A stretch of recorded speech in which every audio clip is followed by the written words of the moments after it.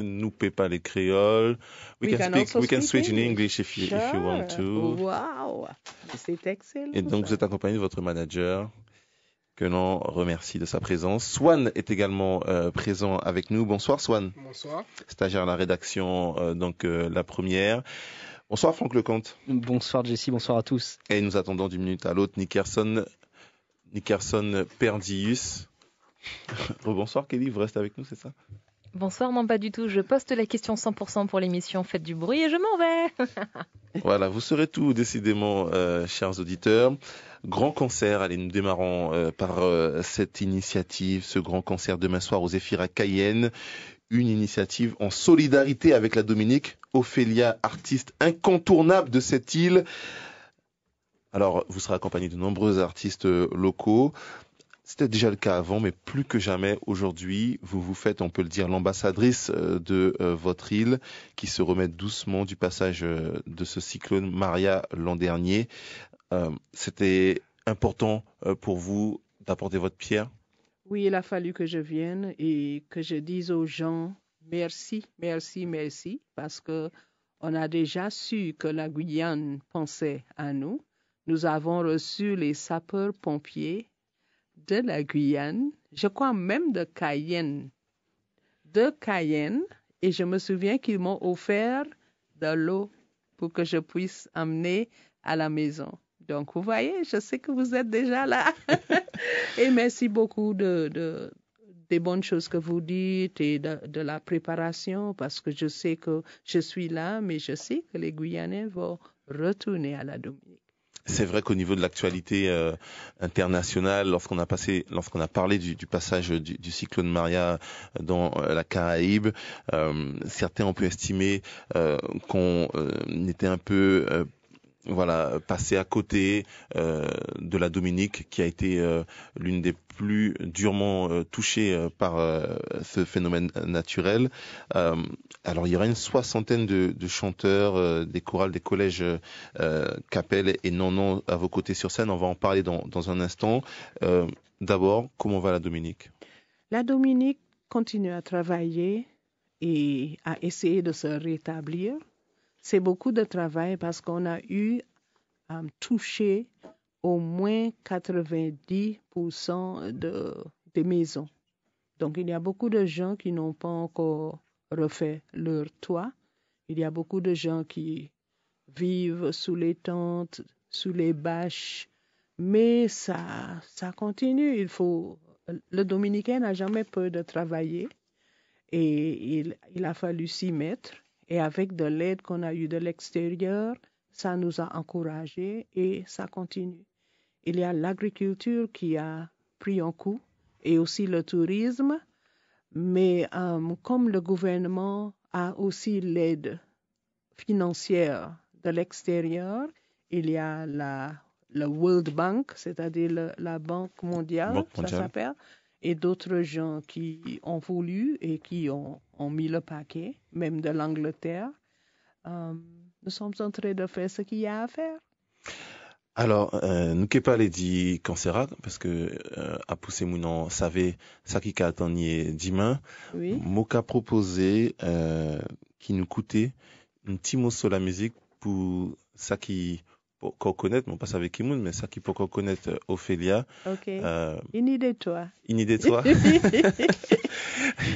Alors, une pédie qui, forcément, vous chantez beaucoup Cadence Lipso. Oui. Ou aller dans tout pays. Donc, à côté, une Timoso. Et puis, nous carreau après. D'accord.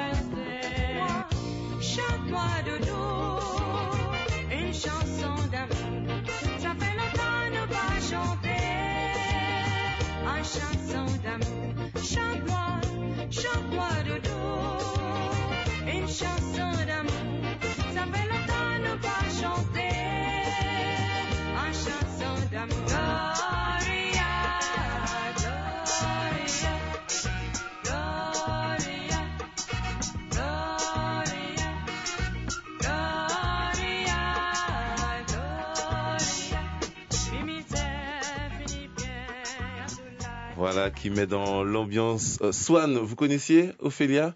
Oui, ma mère vous écoute souvent, donc oui, je connais. Ok. C'était la question piège. D'ailleurs, vous avez donc votre première production, c'était avec Gordon Anderson, qui est venu en Guyane en fin d'année dernière, qui a donné un concert qui donc a fait plaisir au public qui connaît évidemment très bien les artistes de la Dominique. Oui. Je le disais, vous serez accompagné notamment des chorales des collèges Capelle et Nonon. Comment tout cela s'est goupillé? Eh ben, c'est quelqu'un qui habite à la Guyane qui a voulu faire quelque chose de spécial. Il est parmi un professeur de musique dans une des écoles, et il y a les deux écoles qui se sont mis ensemble. Elisa Yoldi? Ça, c'est son nom, oui. Yes. Et Elisa Yoldi. Wow. On dirait un nom d'artiste. Et ce sont des enfants qui aiment la musique, qui aiment chanter et qui ont aussi étudié un petit peu la Dominique. Et à cause du cyclone Maria, ils ont mis le paquet pour pouvoir mieux comprendre ce qui nous est arrivé. Et ils ont voulu faire quelque chose pour nous aider et aussi pour établir un échange scolaire entre eux et une école à la Dominique. Et comme je crois qu'ils ont fait trois étapes, 3 essais pour avoir de l'argent. Il y a eu un marché, maintenant il y a le spectacle et je crois qu'il y a d'autres choses. Pour le spectacle, ils ont dit pourquoi pas avoir quelqu'un qui puisse dire oui, Ophélia est là, la Dominique est là et la musique continue et nous, dans la région, puissions travailler ensemble. Donc, ils nous ont invités et on a essayé parce qu'il y a beaucoup d'invitations.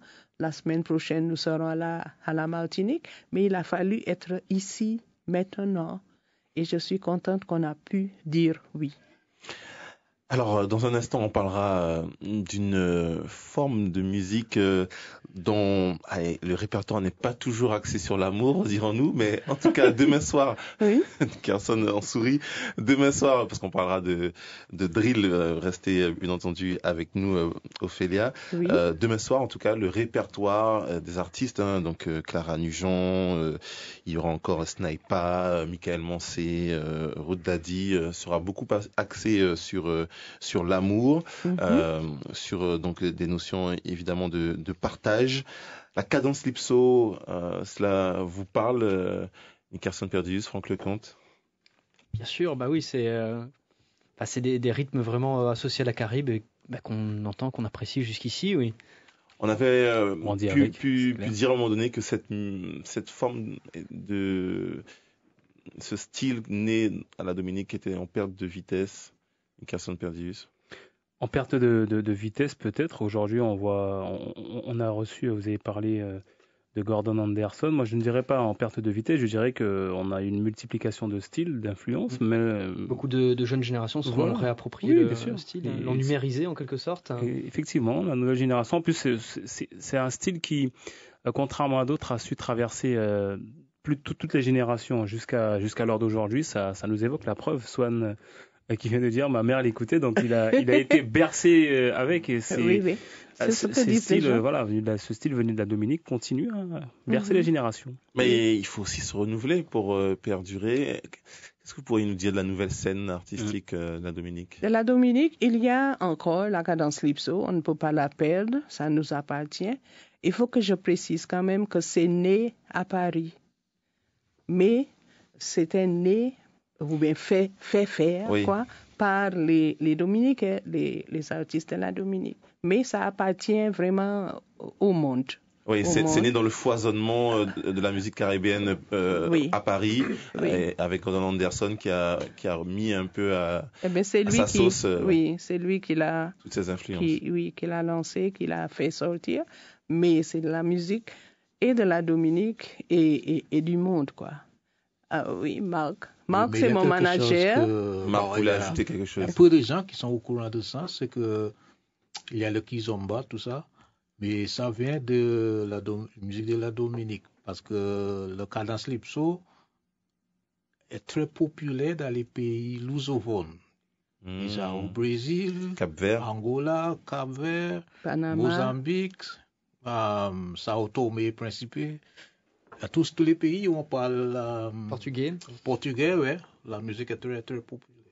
Il y a eu quelqu'un qui a vendu 3500 exemplaires du remix qu'il a fait d'une chanson de Gordon au Brésil. Donc c'est mondial, comme je disais. La musique n'a pas de frontières, comme on le sait, évidemment.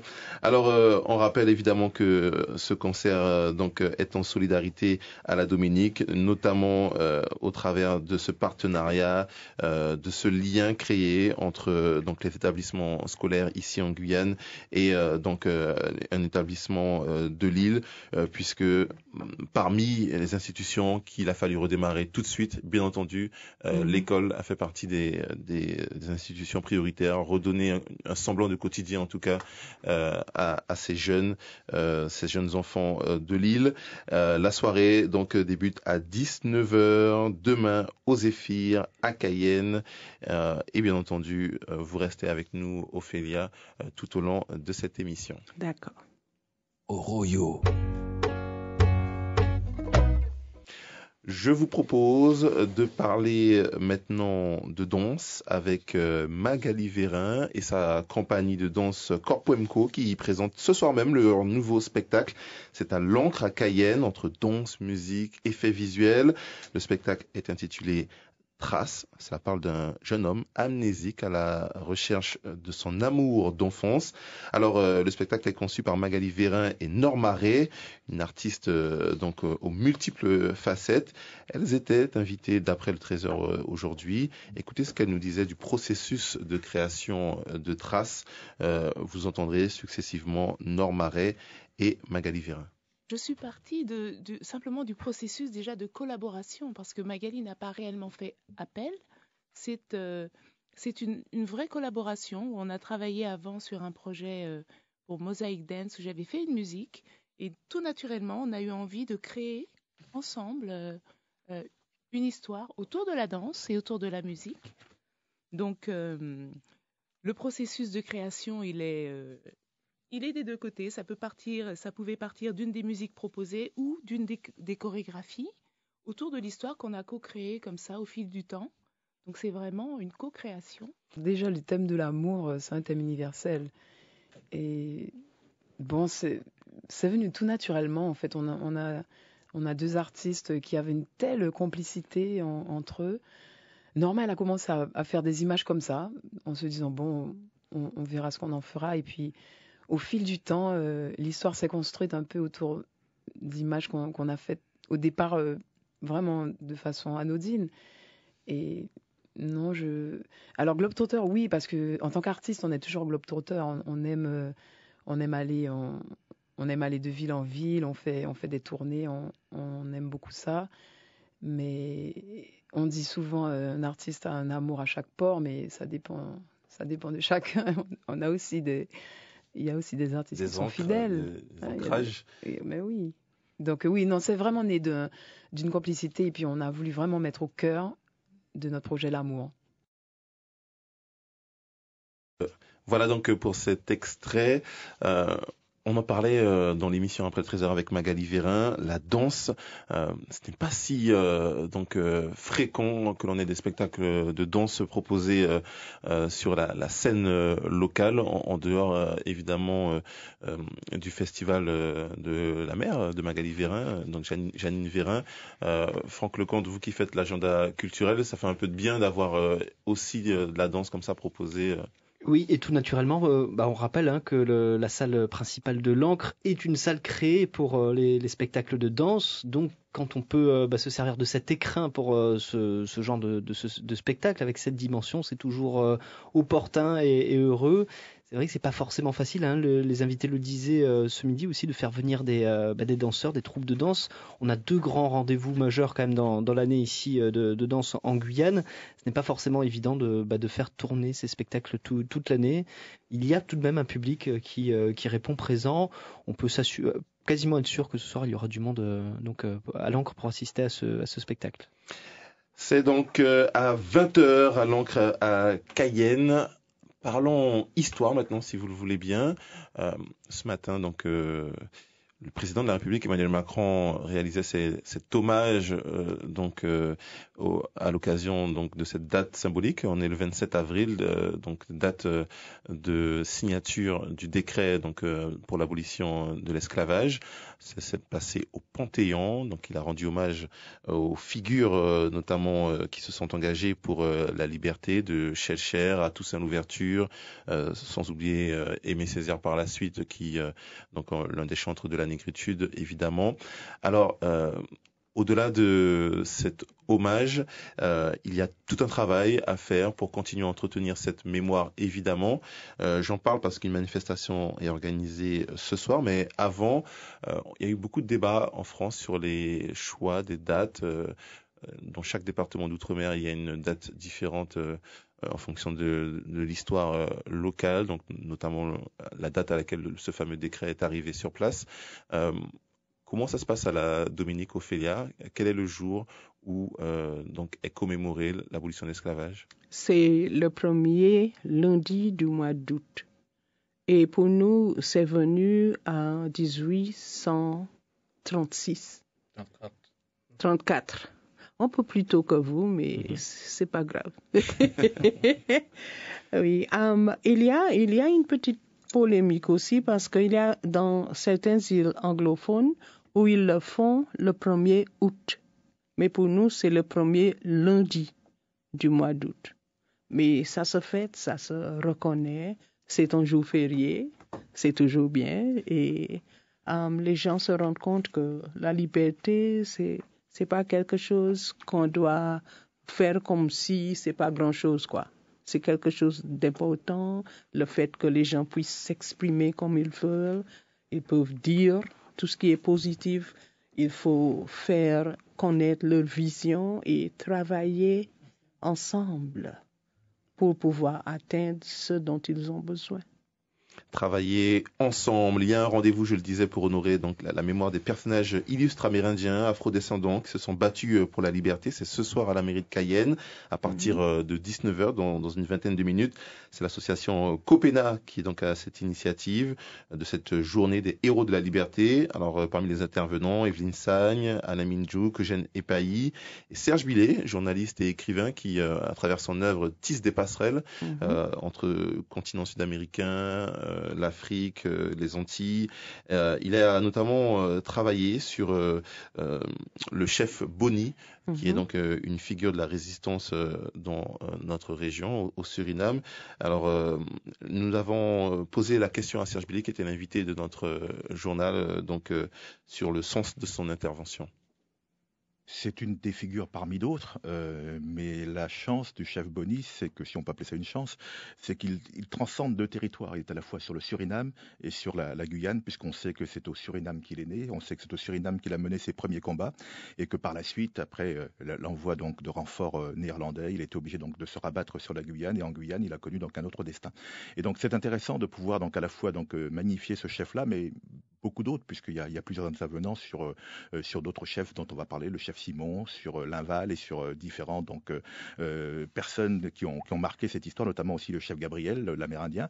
Et c'est important que j'apporte mon concours parce que je pense que les Bushinangais ont toute leur place dans l'histoire de la Guyane, et cette place-là, il faut la faire en se remémorant l'histoire, en essayant d'apporter donc des éclairages qui sont apportés par des historiens, qui sont apportés par des chercheurs, qui sont aussi apportés par des journalistes. Et moi, donc, le travail que j'ai fait il y a 25 ans quand je suis arrivé en Guyane, qui a été un travail de connaissance de ce lien qu'il y avait entre les Bonis et l'Afrique, des Bonis qui sont issus de plusieurs pays, le Togo, le Ghana, le Dahomey de l'époque, le Congo issu de la Côte d'Ivoire. J'ai essayé de faire un lien spécifique entre la partie de ce qu'on appelle le monde Akan, c'est-à-dire Ghana et Côte d'Ivoire, et les Bonis.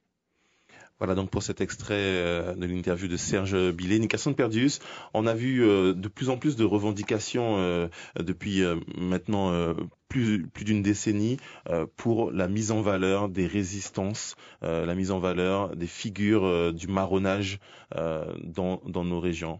Effectivement, c'est clair que c'est une manière un peu de de s'approprier l'histoire et surtout de la raconter par les historiens, les acteurs du pays, donc avec cette histoire du chef Boni qu'on peut tout simplement qualifier de classique. Oui, c'est une manière un peu de se réapproprier cette histoire au-delà de la douleur, où on a envie aussi de connaître d'autres histoires dans cette grande histoire.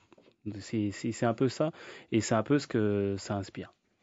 Alors, si vous souhaitez réagir autour du studio, c'est le principe de Rio Culture. Sentez-vous surtout libre, c'est le cas de le dire. Swan, comment vous observez tous ces débats qui reviennent régulièrement? La loi Taubira, c'était quand même depuis 2001, et pourtant on en est encore à tâtonner sur les questions de date. Parfois, on voit aussi qu'il y a certains aspects, notamment tout ce qui est volet éducation, où il reste encore beaucoup à faire. Comment vous observez tous ces débats autour de la mémoire de l'esclavage? Je pense qu'un peuple doit absolument s'approprier son histoire. Je suis de ceux qui pensent que l'aspect géopolitique incombe beaucoup aux populations. Je m'explique, je pense qu'un peuple qui connaît son histoire, c'est un peuple qui est fort. Et il ne faut absolument pas perdre ses racines, parce que justement, c'est un jeune sans racines, c'est un jeune qui ne sait pas où il va. On va parler de la jeunesse dans un instant avec vous tout à l'heure, Swan, puisque c'est vous qui nous conduirez dans les faubourgs de Chicago. Oroyo. Mais avant, du cinéma, le film Escobar, sorti récemment donc dans les salles obscures, réalisé par Fernando León de Aranoa. C'est bien dit. Nous raconte la vie de ce personnage. Pablo Escobar. Qui a également dans les années 80 eu ce parcours extraordinaire, on peut dire, Franck Lecomte. Et qui fait fantasmer encore aujourd'hui, même j'ai l'impression encore plus. C'est depuis le début des années 2010, si on en voit déjà en Colombie la multiplication des telenovelas qui sont consacrées. Je crois que c'est plus de 50% des telenovelas qui sont diffusées en Colombie qui lui sont consacrées. Apparemment, la population en a un petit peu ras-le-bol d'ailleurs. Et ce film donc qui vient de sortir. Et puis avant cela, cette série, on va en reparler, Narcos, qui donc 2 saisons sont consacrées à Pablo Escobar et qui a eu un retentissement international. Ça réémerge parce qu'effectivement le principe même de ce personnage est complètement cinématographique. Enfin, ça s'accorde avec ça. C'était en gros le trafiquant de drogue, le truand même le plus riche de l'histoire. 30 milliards de dollars, je crois que c'était sa fortune, avec des frasques complètement aujourd'hui avec près de 30 ans d'écart qui paraissent improbables, incroyables, et pourtant tout ça s'est bien passé. On peut s'en rappeler pour certains d'entre nous que ça défrayait très régulièrement la chronique au niveau mondial avant une fin totalement hollywoodienne. Donc ça pouvait coller pour le cinéma. Le réalisateur, donc Fernando León de Aranoa, est espagnol, mais voulait faire ce film depuis plus de 20 ans. Merci pour la prononciation. Oui, et encore, c'est pas tout à fait ça. Voulait réaliser ce film depuis très longtemps, plus de 20 ans, donc il n'a pas été forcément influencé, au moins dans son intention, par les productions les plus récentes. Actuelle, oui.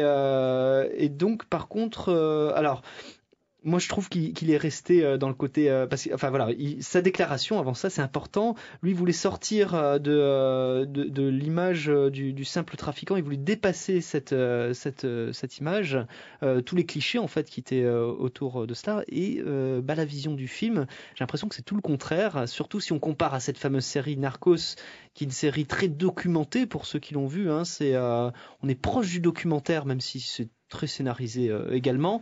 Là, on est dans un vrai film hollywoodien, même s'il est espagnol avec une production colombienne, tout est tourné en Colombie.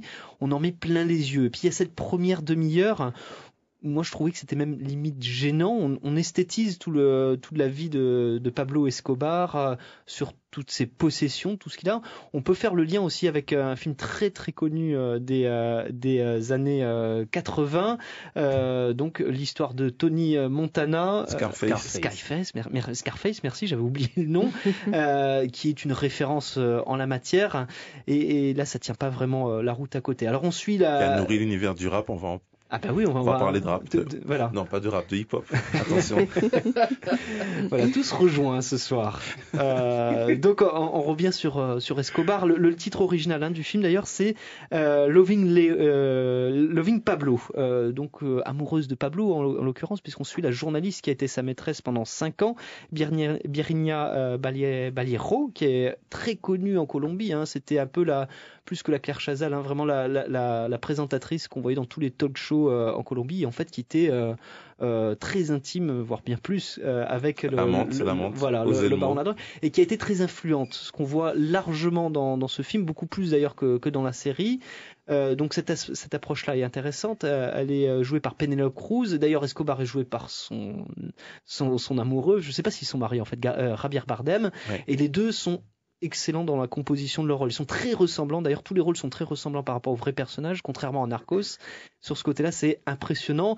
Mais on cède trop facilement, selon moi, la facilité de tomber dans le fantasme, de montrer vraiment de manière fantasmée la vie d'Escobar. Il y a aussi des points de sa vie qui prêtent à contestation, notamment par rapport aux autres productions et à la série Narcos. On ne raconte pas tout à fait les choses de la même manière, si bien qu'on se demande quelquefois si l'intention de ce film n'est pas aussi d'innocenter totalement la journaliste en question, donc qui tient le rôle principal et qui raconte l'épopée et surtout les dernières années de Pablo Escobar à travers son point de vue. Oui. Du coup, est-ce que vous le conseilleriez à quelqu'un qui veut du divertissement ou tout de même aux personnes qui s'intéressent à l'histoire?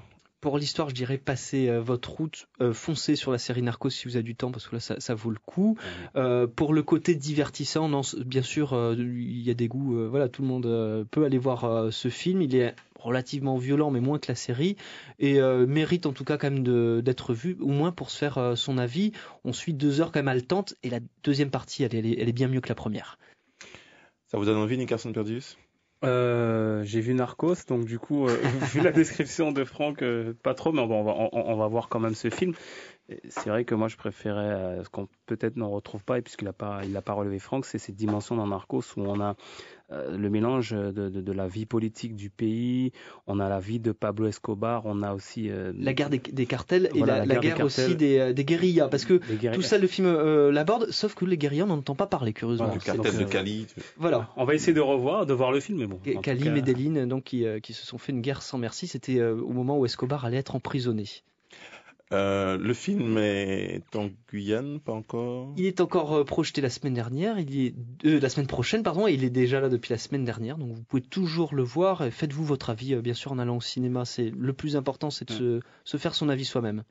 C'était quoi la formule de Vanessa Sesto? Faites-vous une toile? Voilà, je crois que c'était ça. C'était la chute, mais je ne me rappelle plus de l'accroche. L'idée, on l'a compris. Oroyo. Voilà, c'était un petit clin d'œil à Vanessa Sesto que nous n'oublions pas. On va parler musique avec la Serbe, Nickerson Perdius, qui pour l'occasion va s'adoucir, n'est-ce pas? Vous nous parlez de cette découverte d'un titre de Kerry James, Douleur ébène, repris par une artiste jazz. Oui, effectivement, on va faire un peu le lien entre l'Afrique, l'actualité du jour, on va faire aussi ce lien avec la musique rap et la jeunesse, les textes. Alors on dit souvent que les artistes rap s'inspirent d'autres styles musicaux pour composer leur œuvre, mais il faut aussi savoir qu'il y a l'inverse, c'est-à-dire des titres hip-hop réadaptés en soul, classique par exemple. Il y en a en tout cas quelques. Kerry James, star du hip-hop français, artiste très engagé dans ses textes, nous a gratifié de ce titre Douleur ébène, extrait de son album Mohamed Alix. Alors il parle dans ce titre du mal vécu par les Noirs, c'est-à-dire le racisme. On écoute un extrait. Douleur ébène, mon histoire est faite de couleur ébène. Je ne suis pas au bout de mes chaînes. J'attends comme toi que la lumière s'éteigne, que la mort m'étreigne, que la mort me prenne. J'ai vécu dans l'ombre de ma douleur ébène. Mon histoire est faite de couleur ébène. Au bout de mes chaînes, j'attends comme toi que la lumière s'éteigne, que la mort m'étreigne, que la mort me prenne. J'ai vécu dans l'ombre de ma douleur ébène. étranger, quoi que je fasse, je ne serai jamais à ma place. Noir est ma couleur et pas voilà, extrait de ce titre de Kerry James. Je sais pas si le hip-hop et les sonorités ça parle à tout le monde. Mais en tout cas, ce titre est tout simplement l'illustration de l'artiste. Pour ceux qui découvrent Kerry James, sachez que tous ces titres sont des titres engagés. L'album avec quelques succès tels que Vivre ou mourir ensemble. Alors, il faut savoir que Kerry James est bien tapé dans l'œil d'une artiste, qui est une citoyenne du monde, musicalement parlant, mais aussi géographiquement parlant. Elle s'appelle Sarah Jane Ramo. Elle est originaire donc de Port-au-Prince en Haïti. Alors elle a un lien avec Kerry James. On rappelle que Kerry James lui est né en Guadeloupe et issu de parents haïtiens également. Alors la rencontre, c'est grâce à la toile. Elle a découvert ce titre-là. C'est une artiste qui a passé donc ses premières années en Haïti. Ensuite est partie à Montréal en 2009, a commencé sa carrière musicale. Aujourd'hui, Sarah Jane Ramo vit en Haïti, mais avant cela, elle a passé une dizaine d'années entre Montréal au Canada et la France, puisqu'elle vivait aussi à Bordeaux. Alors une découverte, une femme éclectique musicalement, avec plusieurs styles, jazz, pop, et aussi elle a aussi ce style caribéen qu'elle a baigné dans ce style. Et donc, c'est une femme melting pot de styles musicaux. Alors, il faut savoir que de retour depuis 2015 en Haïti, elle s'essaie à différents styles et veut plutôt rendre la musique haïtienne beaucoup plus contemporaine avec d'autres styles. Et elle a voulu reprendre ce titre-là avec un style qualifié de New Pop Jazz. On écoute cet extrait. Douleur et peine, mon histoire est faite de couleur et peine. Je ne suis pas au bout de mes chaînes. J'attends comme toi que la lumière s'éteigne, que la mort me prenne, que la mort m'étreigne. J'ai vécu dans l'ombre de ma couleur ébène. Mon histoire est faite de couleur et peine. Je ne suis pas au bout de mes chaînes. J'attends comme toi que la lumière s'éteigne, que la mort m'étreigne, que la mort me prenne. J'ai vécu dans l'ombre de ma couleur ébène.